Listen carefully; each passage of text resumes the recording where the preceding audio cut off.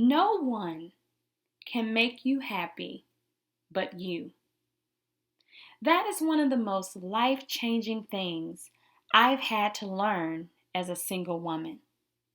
Many people see me on social media and they think, wow, she seems to be happy living her single life. And people have reached out and they ask me how I got to that place and how they can get to that place. First of all, let me say this. Don't let social media fool you. What you're going through isn't just understood, but is sisterstood by me. Overcoming singleness has been a constant battle that I've dealt with for the past 16 years. And something I've had to learn is how to make Makia happy. One of the most dangerous things you can do is put your happiness or need for love in the hands of someone else because he or she has the ability to determine how they want you to feel. Your happiness has to come from God, from within, and from a fulfilled life that you enjoy. I remember listening to Heather Lindsay one day, and she said, if you feel like you can't be happy or enjoy your life because you're a single woman, then you're making a God out of marriage. God said, put no other gods before him. Y'all, this bothered me. I really struggled with this because I've done everything I could do to enjoy my life. I go to dinner by myself. I take trips by myself. I do everything I can to just enjoy my life. But for some reason, that wasn't enough. And I'd reached a point where contentment was running out. Sometimes you get tired of doing everything alone.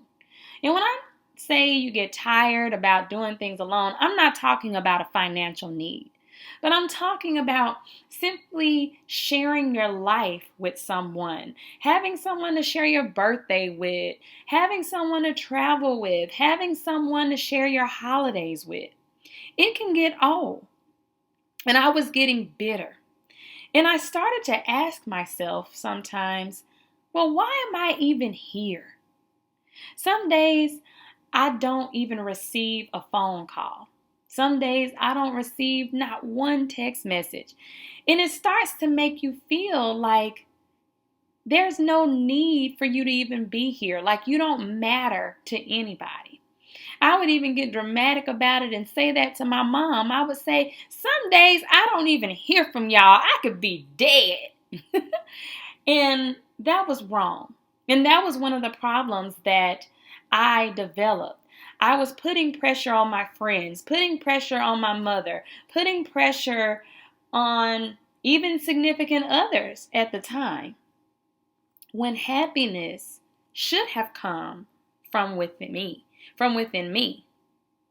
So why am I here? After hearing what Heather said, I realized that though I had done work on myself, I really hadn't reached that point where I was fully content with my life. So I searched for my purpose. I put myself back on a journey to search for ways to live a happy and fulfilling life that God had given me. Every time I thought about complaining, God would just show me out of nowhere some young lady who may have been sick, or some young lady who may have just died when she was at the peak of her life. And here I am complaining. Complaining when I'm healthy. Complaining when I have the ability to wake up every morning and control every minute of how I choose to live my life on that day. It's a blessing. I listened to this story on the news about a lady whose car stopped on the interstate. And shortly after her car stopped, a truck came and hit her from behind. Her car burst into flames and she was burned alive. And nearly 5 days later, the police still hadn't found anyone to come and identify her body. It was all over the news. They were telling people the kind of car she drove so that someone would come in and hopefully recognize who she was. This broke my heart so bad because all I could think about is, what if that was me? What if that was me when I lived out of state in a place where nobody knew me? Let me tell you something. I may not know this woman's full story, but one thing I know is this: life is a gift.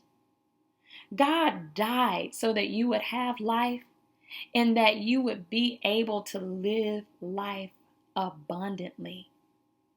So go out there and find what makes you happy.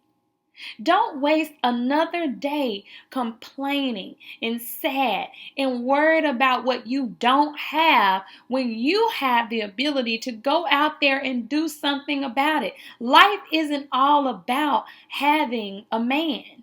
Yes, true enough, yeah, I want a man. I don't want to be lonely for the rest of my life, but I also don't want to be miserable in the meantime. I'm going to share this with you. One of the things that I also had to overcome was not having friends around. Many of my friends, they got married, they had children, they moved away, so I wanted friends.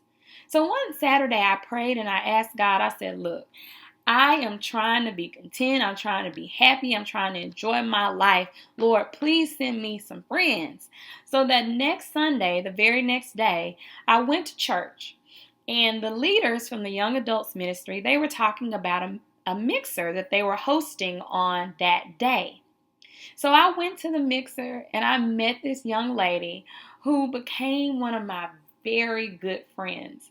And she introduced me to one of her good friends who introduced me to one of their good friends.